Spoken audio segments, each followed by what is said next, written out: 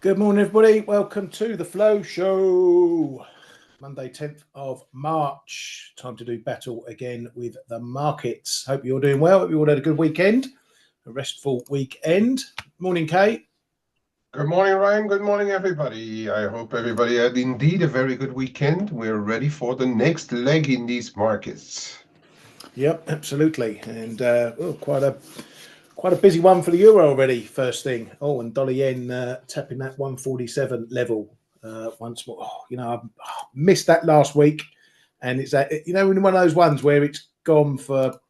Well, you get 3 goes at it and you don't get any of them. And then if you go and do it now, it's going to bust through the level, mate.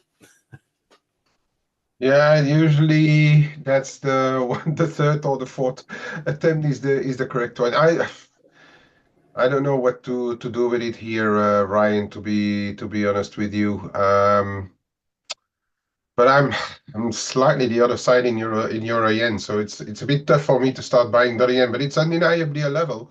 I mean, this always the thing. If you want to play the intraday, the short term move, you can catch a knife here, but then beware if it breaks below. Don't You can be wrong, but don't stay wrong if you catch a knife. Yeah, absolutely. But Mm. yeah, my rules always I like to trade the first attempt or the Mm. first test of big levels like this, and that would have been a bit of a doozy up, at least 147.5 before that retest. But this is the fourth time of asking, so probably a good chance that it might break this one. But anyway, we'll look at that again in a minute. Let's get through some of the headlines. Going to go with some data first. China, not good news for those guys. Inflation going back into the negative for the first time since January last year. Not that it got far off the mat anyway. CPI there coming in at minus 0.7 year on year, worse than expected. PPI as well, that's been a negative for bloody forever. So no difference there, down 2.2% year on year. So probably another reason why the central bank will look to ease sometime. And I think we could be getting that pretty soon. We shall see. Over in Japan, we got some wages data as well. And that doesn't put up the full numbers on this calendar here. But anyway, labour cash earnings were up 2.8%, slightly missing expectations of 3% previously. Now, that was down from a hefty 4.8% that got revised to 4.4%. So December's numbers, they had a big uplift in those numbers, maybe something to do with bonuses or the like, as we remarked at the time. So no real surprise to see a bit of a pullback on that. However, real cash earnings, and this is the important one, that fell 1.6% from a prior 0.3%. That was slightly revised down from the 0.6%.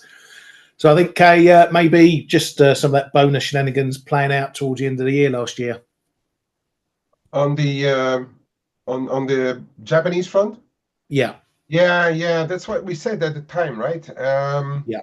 Could be the end of year bonuses. And Yeshiva was quick this morning to try and push the companies and unions to agree on higher wages again, because that's one thing that they would not like to see at all, is those wages coming back down, because that would derail a lot of Japanese plans.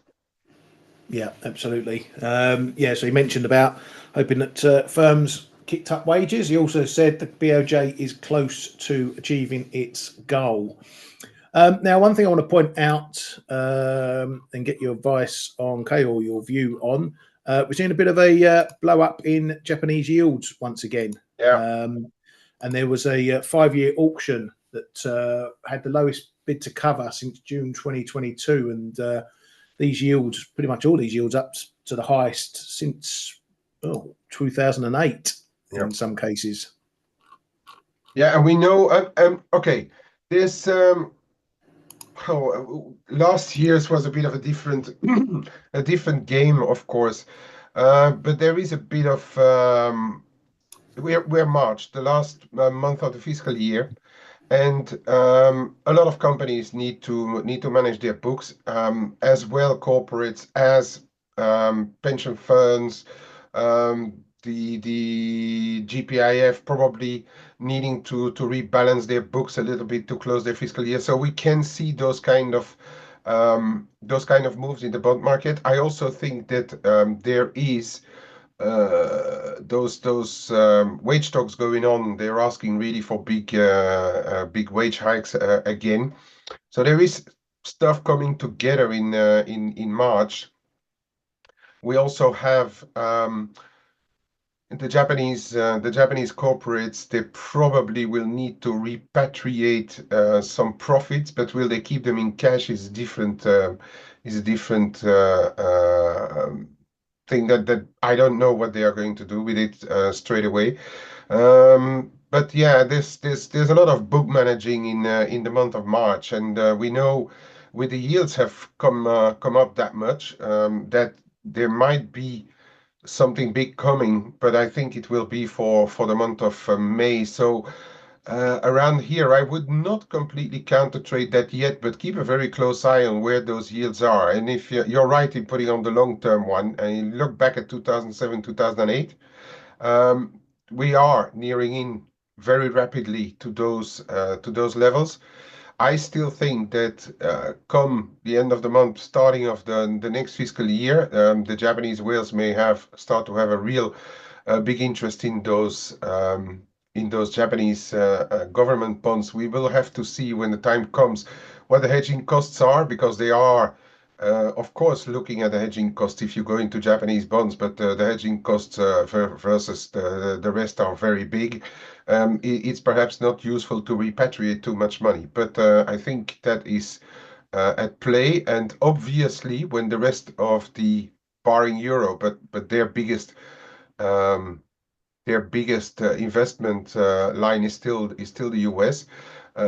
If you say higher Japanese yields, you say less divergence or differential on with the US yield. So that as well is helping the yen, I reckon, right now.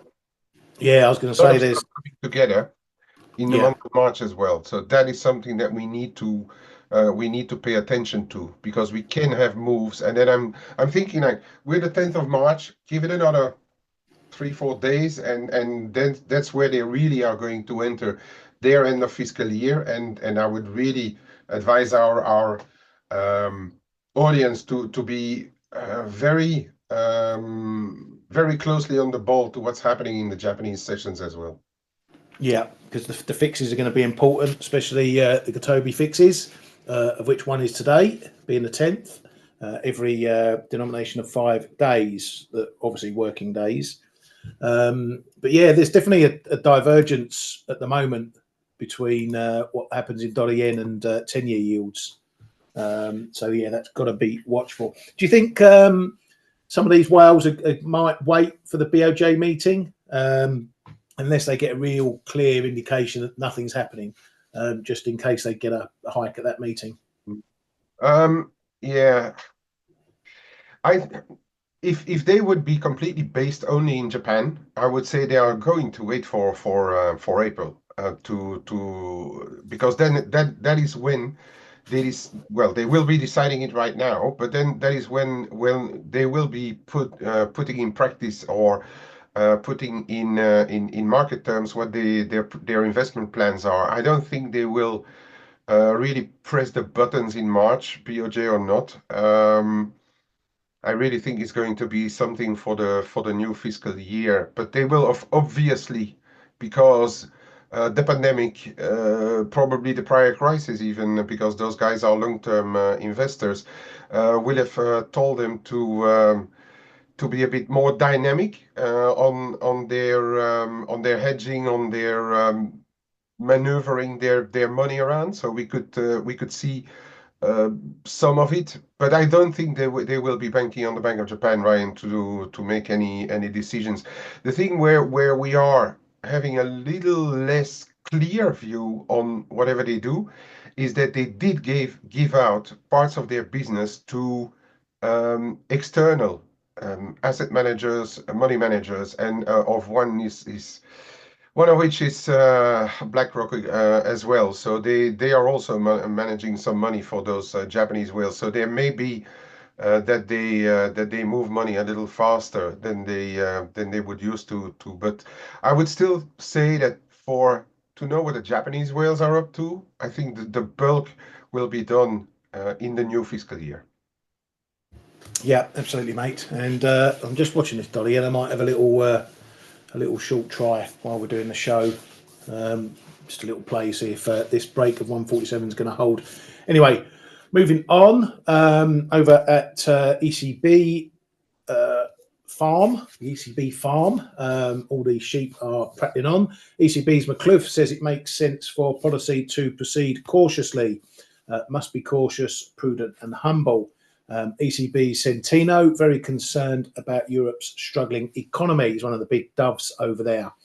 Says further cuts are likely, but the ECB should be open and follow a data-dependent meeting-by-meeting approach, especially due to the current uncertainty regarding economic policies. But I say we're almost out of the woods in this inflationary cycle. ECB's Kazakhs says we must keep an open mind for April amid the uncertainty. There's lots of stuff going on over in Germany's politics to do with this 500 billion whatnot fund. The AfD party, who threatened last week to file a complaint with the Constitutional Court, has done so. That's been confirmed by the court. It also seems that Germany's Green Party are putting in a bit of a fly in the ointment. They are suggesting that they're not going to back Merz's fund either. So that's two of the big parties, or two of the possible swing parties, the AfD being the second biggest party, the Greens being potentially part of this coalition, throwing flies in the ointment. Euro doesn't seem to care at the moment for all that news. It half rallied on this 500 billion spend, but the market seems to be taking a ignoring tactic about this news. Kay, can it torpedo it, or is this just the usual horseplay? It could partially torpedo it if the Greens go with 100% no. Because then that would leave those two other parties, CDU and the other one, really at odds. But what's happening right now, Ryan, is a shift. And money managers, models, they will not react on one headline. I think, and exactly, I said this morning, look at the time where euro dollar got lifted, right? It's right at 9 a.m. London time. That may hint that there's some money funds, asset managers giving instructions at a certain time, coming up with a shopping list, and we've seen at that time euro and also euro crosses getting a lift. So that tells me that there's still some money managers in the midst of operating the shift, and the shift is mainly into euro. I've also just seen, like literally minutes ago, that I think it's HSBC or so. They say like they are rebalancing between US and European non-UK stocks. So that means euro for sure. And I think we're still in the midst of that rebalancing now. Will it last? Is the next question, right? That is the that is the real question, because if the Greens say no, then I mean it could be that the card house completely falls apart, and then we see a big reversal in all things euro. But there's the euro, and then we need to look at the dollar side of things as well, right? Selectively, as I always say. But cable is finding bits on dips. Kiwi found bits on dips.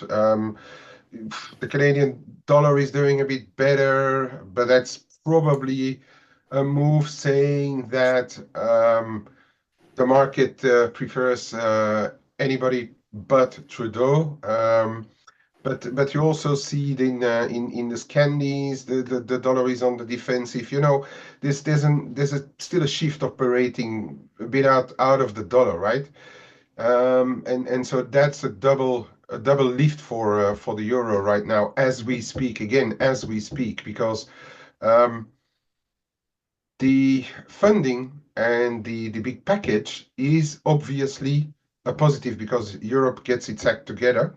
We've also seen a much better investor um, um, confidence number this morning for the Eurozone. It's probably on the back of this sentiment. The problem with the euro is that, and it's been proven time and time again, we've got those positives or those green shoots or this and that, but it tends to wane relatively quickly. So what's going to be needed now for the euro side of things, because the dollar can be weak enough to send all dollar bills lower, but for the euro side of things, I think we really are going to need hard data to back it up. Is all this spending going to help the economy? If it does, then I think the money managers will continue to buy euros, and then we can see much bigger moves unfold. If the Greens say no, and the card house risks falling apart, and it's getting followed by weaker hard data or weak hard data, Europe not being able to come out of its slump, then the euro is going to turn around. Yeah. I mean, I said it last week. I'm calling all this 500 billion stuff bullshit in terms of making a lasting impact on the economy. It might be good for some short term sentiment. We'll probably see it in the zoo and IFO next up, but I can't see it lifting economies. Well, Germany's economy that much, except maybe in defence. Who knows? We shall see. It's going to take more than that. And this is just Germany. Germany's not going to lift up the whole economy. The whole economy. Yeah. I was going to say just before we had this plan coming up, we saw that the French data actually turned sour, and so it's not only Germany, because if France turns sour, then you're still going to be like somewhere on a very fragile balance, right? Okay, we saw the south of Europe is actually doing okay. I mean, Spain is actually doing really well, but then the rest needs confirmation. And who says Germany and France? You can't completely forget about all those those that they were calling in former years the core Europe. Those like six I think, which were like Netherlands, Belgium, Austria, and I think another one with France and Germany. If those data don't improve along the line, then that's a real danger for the euro. Yep, absolutely, mate. Absolutely. Okay. Right, I've just had a little sell in dollar yen 02. Let's see what happens with that one. I thought you were buying. No, I'm saying I think this is going to break down. So okay. 147 starts holding. I think we're going to be heading much lower. So yeah, I've gone for a little short at 02. Right, let's move on from the German stuff. Well, there was some German data out this morning as well. Not helping much at all. We saw industrial production down 1.49%. On the month, though, it did rise 2%, beating expectations 1.5%. Trade balance as well, not looking worse on the surplus, down to 16 billion there. As you can see, exports slumping a big chunk there. Imports remain in the positive. So again, just shows you the scale of work to do.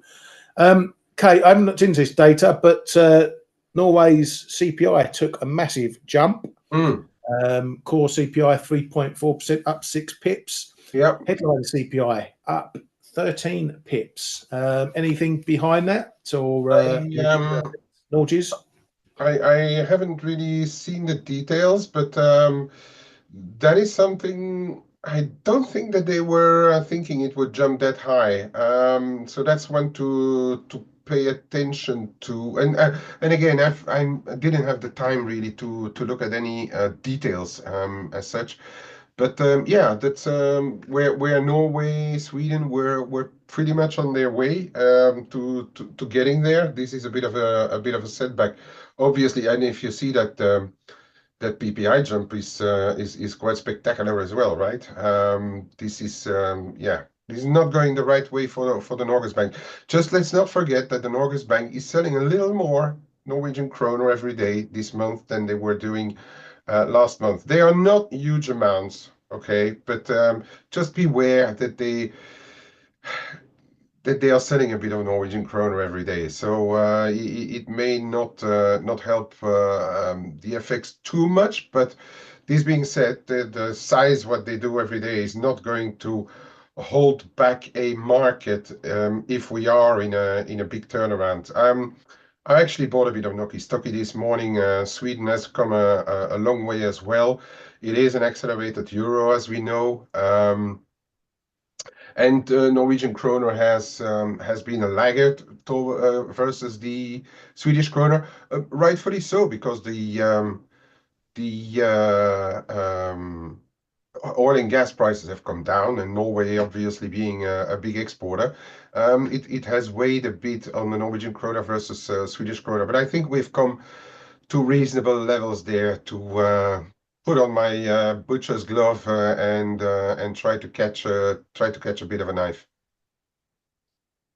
Yeah, looks like you caught a nice one there, mate. Yeah, well, I bought it not that far ago. I think around, what is it, 93 3/4, or was it 92 3/4? And I must have a look at it, because no, it's 93.68, something there. Yeah, 93. Nah, it's okay. Right, let's go back to the data. So I'm keeping half an eye on my trading screen now. Trading while we're showing, see? Exactly. Can't get more live than that. We also got Eurozone Centix Index, which I'm not sure this reflects any of that German fiscal spending, but even so, the news maybe been bubbling under the surface. So we saw a bit of an improvement there. So this is investor confidence. Might even see it turn positive at some point. Let's see when was the last time it was positive. Oh, look at that! Just after COVID, and then before that, before that, yeah, it's not exactly the greatest indicator of everything, but shows you the swings and sentiment in stuff. But yeah, so COVID times was the last time we were positive in that one.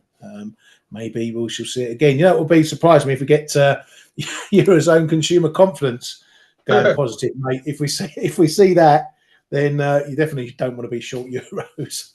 What is that? I don't know. It's probably coming up in a week or so. Yeah, that one's been a minus whatever for forever. I think it's been positive 4 times in its entire history. But anyway, yeah, we'll keep an eye on that one when it happens. Right, let's go back to US stuff from last week. Have run them all over the data. So non-farm payrolls. Everyone was getting a little bit nervous about what was going to happen. In the end, nothing happened whatsoever. Non-farm payrolls coming in pretty much bang on expectations, 151,000. No massive moves to the revisions. No big problems in the government number either. That came up 11K. So perhaps we've not yet seen some of those government numbers coming in. It's still a messy situation because a lot of those voluntary redundancies, that program, they are still being payrolled until I think it's September or something.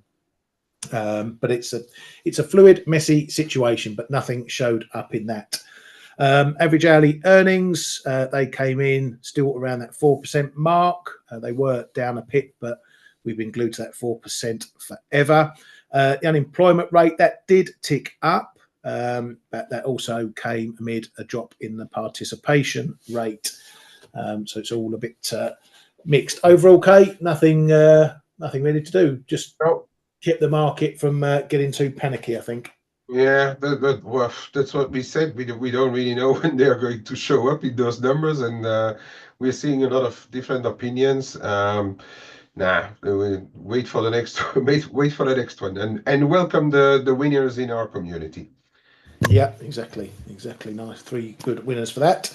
Canada jobs posted a gain, 1.1k, lower than the 19k expected. This one has been running really hot for the last couple of months. So as I said on Friday, wouldn't be a surprise to see a bit of a softer one.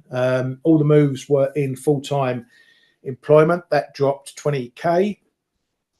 Even while part-time employment went up. Unemployment rate, though, stayed unchanged, 6.6%. Participation rate there also coming down 2 pips. So no real change as far as that goes. We've got the BOC Wednesday. Is that going to this data going to influence anything? It has come off a strong run over the last few months. Well, that influencing the Bank of Canada, I would not think so right now. And I think for the Canadian dollar, I'm going to say the same thing as for the ECB. It doesn't really matter. We've got the Carney election, and I think the market will be hanging on to that and his relationship with the US administration, and viewing it as much more important than the Bank of Canada at this particular meeting, I'm saying. Yeah, we are expecting another cut of 25, but I think I'm seeing a lot more chatter that it's not such a done deal, or may not be a done deal, that they may decide to go on pause. One of the lines that Macron took at the last meeting, one of the reasons for cutting, was all the tariff stuff. We wanted to prep the economy for any potential pain, given the shit show it's been in deadlines and kicking deadlines and whatever. Maybe he wants to wait and see a bit. So yeah, agreed. Yeah, so yeah, it might not be as clear cut as you think. So if you're trading the loonie this week, keep an eye on that one for Wednesday. After all that US data, or after the non-farm data, market's still expecting 75 basis points of cuts, so 3 more cuts this year. But doesn't look like a lot of the Fed members might agree with that, particularly for the upcoming Fed meeting. Fed Kugler says it's appropriate to hold rates steady for some time. Says the jobs number was solid. Hiring is still above the break-even level. There is a reason to believe there could potentially be more persistent inflation. Fed's daily, caution needed with monetary policy. Fed's Powell was out Friday afternoon. He said there's no need to hurry on rates, can wait for greater clarity. The one-time jump in prices generally doesn't need a monetary policy response.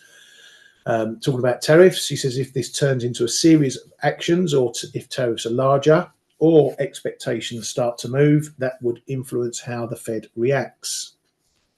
We also got a bit of data, consumer credit data out from the US Friday evening, and pretty much a drop back to, I would say, more normal levels. We had a big ballooning, I think it was 40 billion in December. The consumer credit numbers nearly 41 billion, which was a bit of a jump. That got revised down to 37. I'll put that down to seasonal stuff. Now we're back at a more respectable 18 billion. But keep an eye on that one if we start to see problems from the consumer there, putting credit card spending higher. Mexico's economy minister says that they will be having meetings with the US trade team this week, saying we have to reach an agreement about steel and aluminium tariffs. Those have been touted for coming this week as well, that they may still go on. Despite all the other can kicks. Mr. Mark Carney, as Kay said, he won the leadership contest in Canada, so he is now the new PM, succeeding Trudeau. He kicked off by saying that retaliatory levies will stay until Trump drops tariffs. So he's taking the same line as Trudeau on that thing. One of the first things he will have to deal with, apart from Trump, is China, who are going to impose additional tariffs on Canadian goods. They're sticking 100% tariff on rapeseed oil, oil cakes, peas, and a 25% tariff on aquatic products and pork. These measures will take effect from the 20th of March, and there will be further details coming on that. US Treasury Secretary Bessent says there is no change in the strong dollar policy. It says Trump wants to get to a fair trading position with China, but we're a long way off. This one made a lot of people laugh on Friday after the market sort of moved on the headline. A piece got dropped that Russia's President Putin is reportedly ready to agree to a Ukraine truce with conditions. As I say, the headline got the market moving until everyone read the conditions, which are basically make a truce non-existent, given the conditions that he wants. Ukraine President Zelensky says there's been intense work with President Trump's team, and that's been ongoing at various levels, and there's been numerous calls. The topic is clear: peace as soon as possible, security as reliably as possible. Ukraine PM says that the Ukraine has signed a €2 billion reconstruction deal with the European Investment Bank. It's also received the first tranche of money from the UK, secured by proceeds from Russian frozen assets. And if you're living in Poland, PM Tusk says that by the end of this year, we want something in place, a mechanism for having every adult male trained for the event of war. So stand by your beds, men, if you're in Poland. That's it on the headline front. Unless you've got anything else, Kate? Well, just that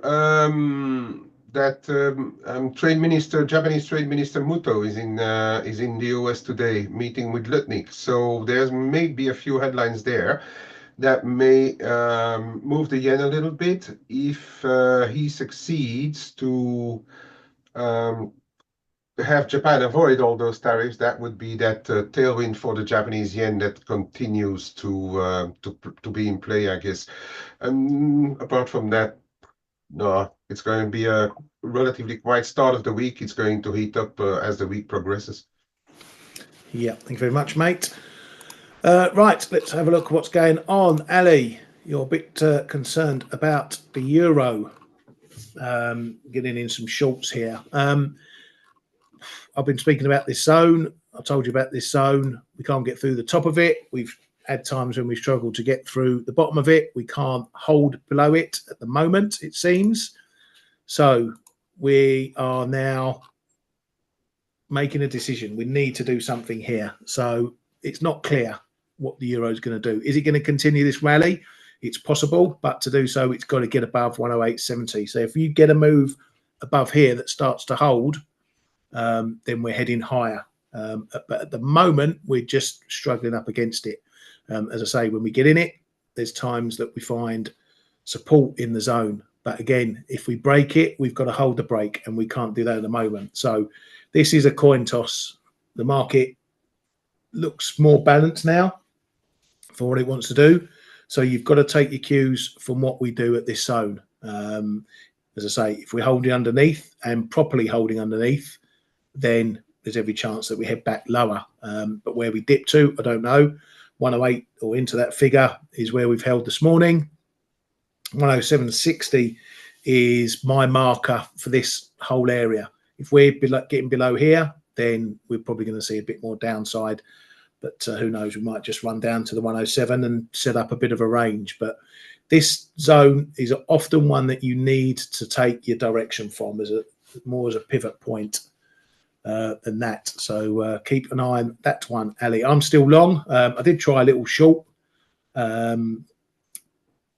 earlier on, and a little separate short after we got that lift on the Centix, but that got blown out the water pretty quickly. I'm just hoping that dollar yen doesn't go as quickly, but that seems to be doing all right.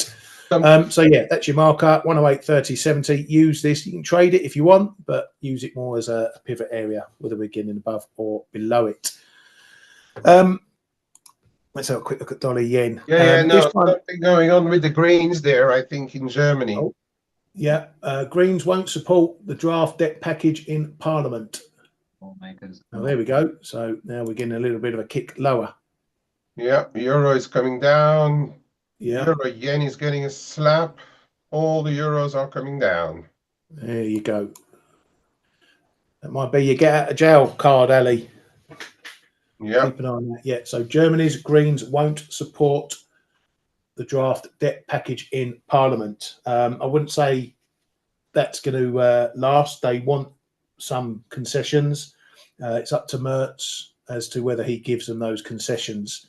So that is an ongoing situation. Keep an eye on it. I would suggest, Kay, probably they will get a deal at some point, but that, you know, we're going to have to trade around the headlines in the meantime. Yeah, but what are they going to do to make it greener? That's my question.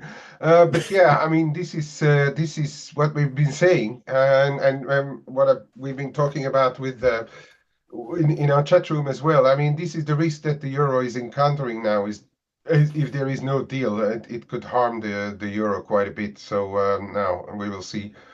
Whether they come back to the table and find another agreement, because then your euro is probably trading 60, 70 pips higher again.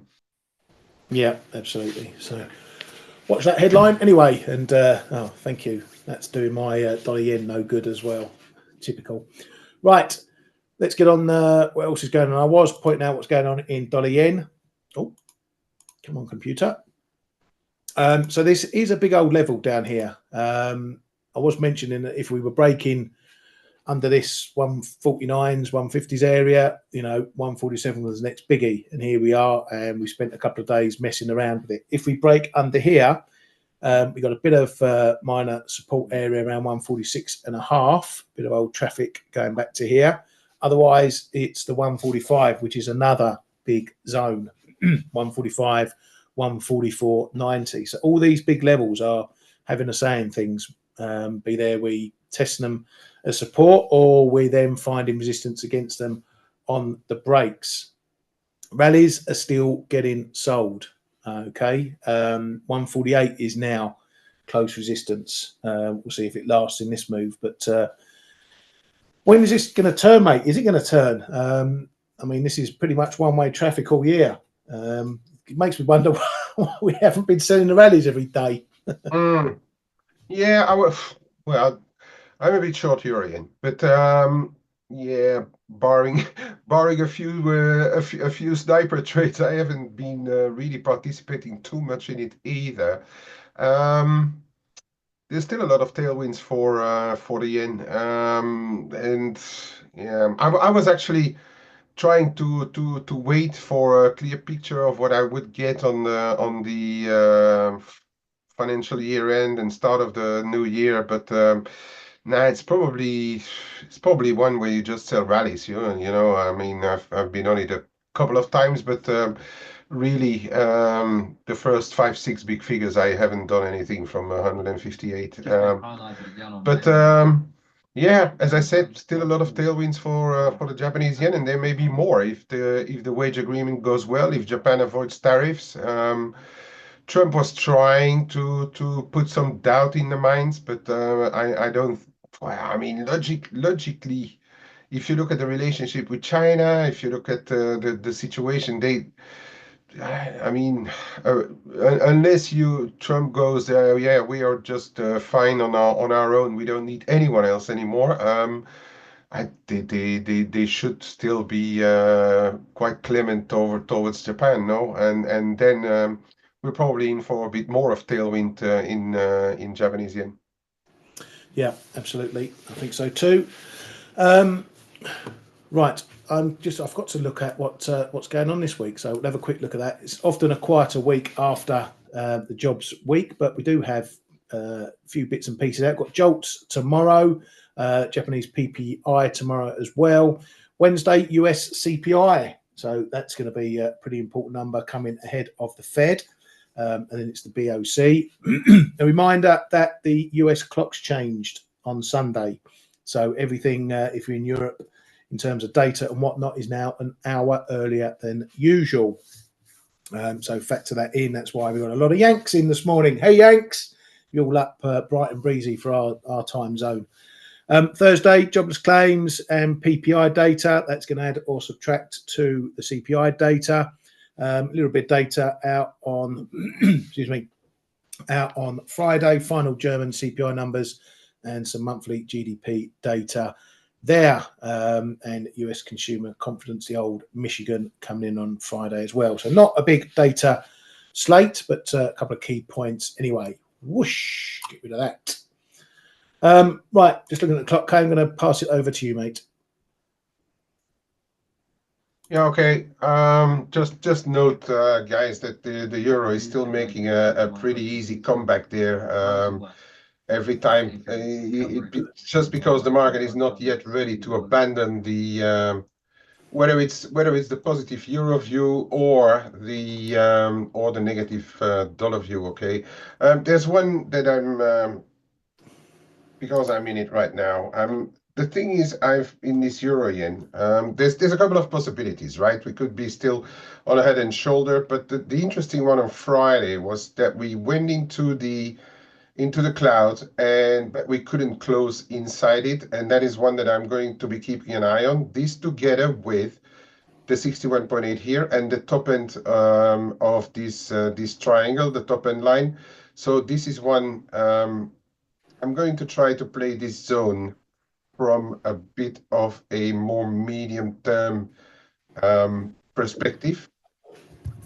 Obviously, if Germany manages to keep the whole market positive, I would say this is probably not going to work out. But for as long as we are here and we're getting capped in those zones, I'm willing to give it a go now and to see if we can at least get back to those 155s maybe in the euro yen. Just note that to make this happen, head and shoulders, we really are going to have to break 155 and a half, 156 again, but hold below it. All right.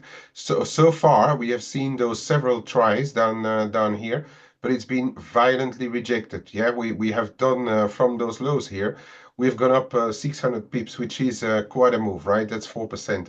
So it is going to be volatile. That is why I am trying to go with a small and gradual build up. I actually already took a slice back this morning and going to reset on rips, because that's the way that I want to construct my position. You know, always take a little bit off the table. If it bounces back, you can add again, and your average is only going to get better and better. This and to reduce too much risk if ever it would blow up at one stage. But this is the way I'm looking at it. The those antipodians, right? I mean, again, both Kiwi and the Aussie could still be working on a longer term bear flag. And especially on the Aussie side, I would say we're getting rejections relatively quickly. We do see dips coming in here that have been bought around 62.80. I think 62.70 is going to be a decent level, but we keep coming back to this 63, 30, 35 and finding it a bit of a tough nut to crack. So it does seem to me that the antipodians, the commodity currencies, are still not out of the woods, and especially on the Aussie, it looks like the market is not really buying into too much strength. If we get back above the 63.60 here, we could have a look again at 64, but be careful what happens here. We're really going to have to break above here to keep on going. And for once, I think the Kiwi may be in a bit of a better situation. Yes, we are still also potentially working on a longer term bear flag. But if we get back above this 57, 50, 60, I think we could see a quick move into the 58s. There it will be decision time. And you know the difference. If we get to 64 on the Aussie, we're not yet at the top end of the potential bear flag. But if we break above 58 and a quarter in the Kiwi, we are going to break the flag. And it looks a bit closer, this potential, than on the Aussie, to me at least. So if ever we get up there and we start to break, I think the Kiwi could be in. But for as long as it doesn't, obviously we respect the price action, and if it caps around here, we will be working on this bear flag. Okay. Keep an eye on what's happening at 57, the figure. I'm not in the Kiwi, but keep also an eye on 56.80, because if that goes, then I think we can be back relatively quickly to 56. But for the time being, when we look at the dollar, we are still in the phase, I think, where the market is doubting the dollar, so for me, there's still a potential for this to get back up a bit easier. I'm just going to get back to this Noki Stocky, okay? I think, and I'm by no means a bull on oil and gas, but I think we've come quite a long way. We were discussing this with DK in our room already around 95. We were saying, like, is this not enough? Because if you look historically, we have rather been trading 95, 110 on the Noki Stocky, but it came down here. And one of the reasons is that I've always said, I mean, the Swedish krona is an accelerated euro, okay? So now we have seen the euro do a lot better. So it is somewhere logic that the Swedish krona has done a lot better as well. But and in the meantime, we came down quite a lot on oil and everything.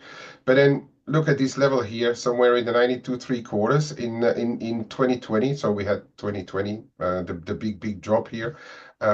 Obviously on the pandemic. Then we came back down and we started to go up again. Now we've broken below here on those weaker oil prices, the Norges Bank selling Norwegian kroner regularly. So, I mean, it was, and the revival of the euro, so the Swedish krona has benefited from it. But I would argue that we are in a bit of arriving in some sort of a zone here.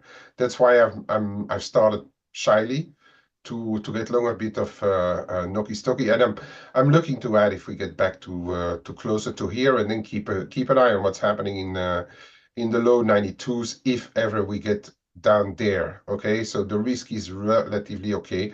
If we start to get back above 95, I think then we can dream about perhaps getting back up to 98. So why not even parity to stabilize? But therefore, we're going to have to need some stuff to change. Like, for instance, if the euro weakens again, the Swedish krona will be weakening again, or if we find support in zones on oil and gas that make the Norwegian picture look a little bit better outside of that inflation thing that we saw today, then also we can start to move a bit higher again. And that's it for me for today, Ryan. Back over to you, mate. Thank you very much, mate. Good stuff as always. Yeah, I hope you got you set up for the week ahead. As I say, don't forget to check that clock change. We can be back in 40 minutes, mate, on the old face show. So, yeah, maybe we have to cut these down a bit during that clock change time. Right, have a great day. Have a great week, everybody, and we'll catch you all tomorrow. Hey traders, this is Blake Morrow with ForexAnalytix. Thanks for stopping by our YouTube channel. Don't forget to like these videos, share them, and subscribe to our channel so you don't miss any of the content that we provide here for free. Thanks for stopping by. I'll see you in the next video.